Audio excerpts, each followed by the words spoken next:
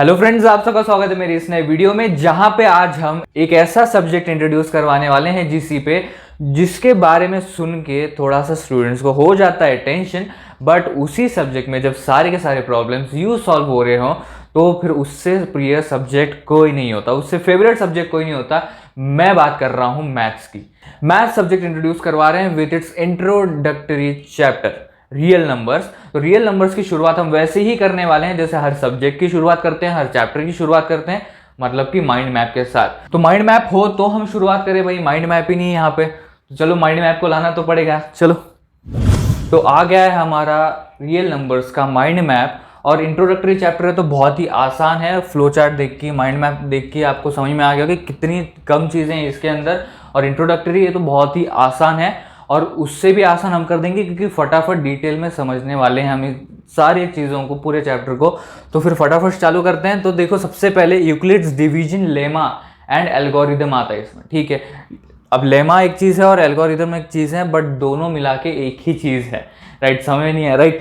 तो देखो, Euclid's division lemma और एल्गोरिदम में दोनों में एक ही फॉर्मूला यूज़ हो रहा है, राइट। बट ये है फॉर्मूलर स्टेटमेंट, मतलब इसके अंदर एक फॉर्मूला दिया गया है और उसको कैसे यूज़ किया जा सकता है और क्या मतलब है यूक्लिड्स डिवीजन का, वो हमें बताया गया है। इतना समझ में आ गया, राइट। अब एल्गोरिदम ये प्रोसीजर है, फिर उसको मतलब वो जो फॉर्मूला है उसको यूज़ करके हम एक पर्टिकुलर क्वेश्चन होगा या प्रॉब्लम होगा, उसका सल्यूशन कैसे निकाल सकते हैं, वो है हमारा एल्गोरिदम। तो लेमा एक स्टेटमेंट है और एल्गोरिदम एक प्रोसीजर है। हम इसके बारे में भी बेसिक कंसेप्ट्स के वीडियो में डिटेल में फटाफट समझने वाले हैं। यहाँ पे सिर्फ ये एक चीज़ है जो पहली चीज़ है। And the next thing which is the very important part in this, जो कि बहुत ही आसान है, that is fundamental theorem of arithmetic. Fundamental theorem of arithmetic में आपको दो चीज़ें देखने को मिलेंगी, that is factor tree and composite number. अब फैक्टर ट्री कैसे रहने वाला है वो दिखा देता हूँ। देखो, फैक्टर ट्री मतलब ज़्यादा कुछ है नहीं। सपोज यहाँ पे एक आपको नंबर दिया है, ओके, उसका आप जो भी, जैसे कि आप डिवाइड करते हैं, तो जो आपने डिवाइड किया वो इसमें आ जाएगा और फिर बाकी का जो बचा हुआ है जो भी जैसा है वो इस तरीके से फैक्टर ट्री बनता जाएगा। और ये सारी चीज़ें हम देखने वाले हैं बेसिक कंसेप्ट की इसमें। इस तरीके से जो है ये फैक्टर ट्री होने वाला है, राइट। इस तरीके से कुछ फैक्टर ट्री होने वाला है आपका।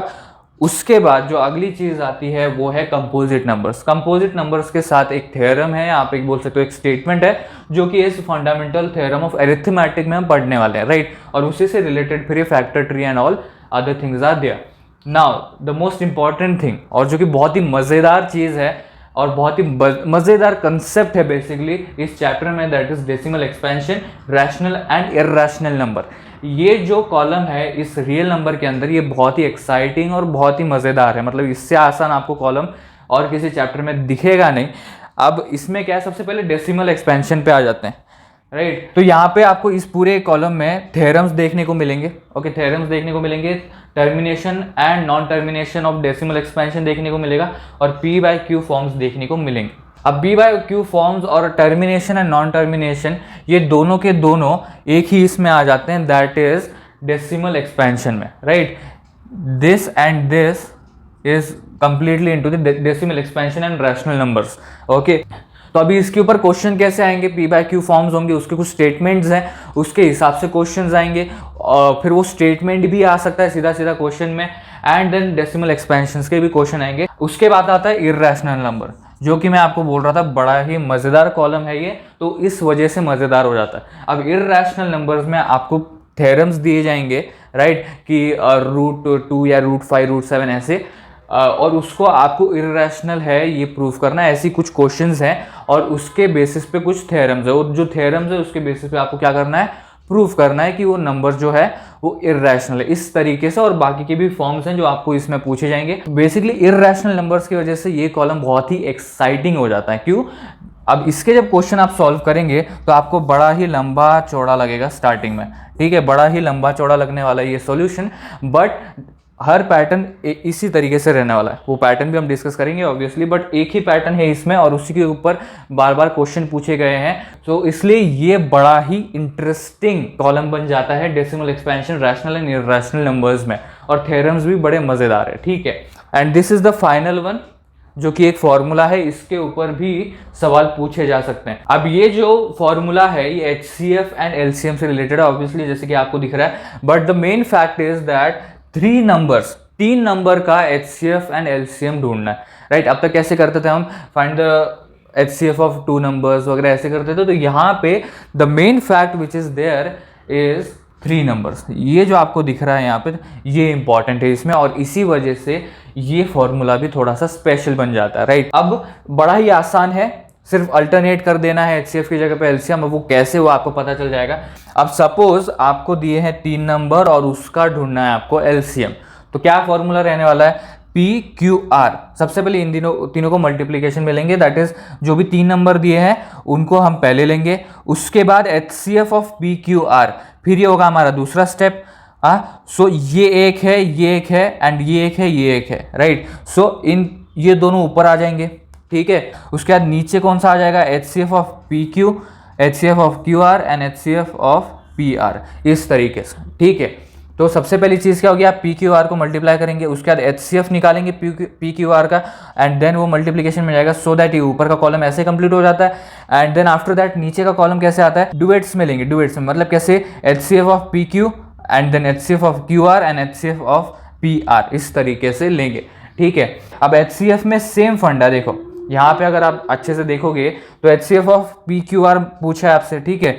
ये PQR और PQR सेम है यहाँ पे, ठीक है। अब LCM लगा दिया है, देखो सिर्फ LCM, बाकी की सारी चीज़ें सेम है। PQR हो गया, यहाँ पे PQR हो गया, ये PQ QR PR, ठीक है। इस तरीके से ये सारी की सारी चीज़ें यहाँ पे क्या हो गई, सेम है, बस यहाँ पे अलग क्या है, HCF की जगह पे LCM है हर जगह पे, देखो यहाँ पे HCF है, यहाँ पे LCM, यहाँ पे LCM, यहाँ पे LCM एंड देन यहाँ पे भी LCM, ठीक है। तो इस तरीके से HCF ऑफ PQR क्या बन जाता है, PQR into LCM of PQR upon LCM of PQ into LCM of QR into LCM of PR।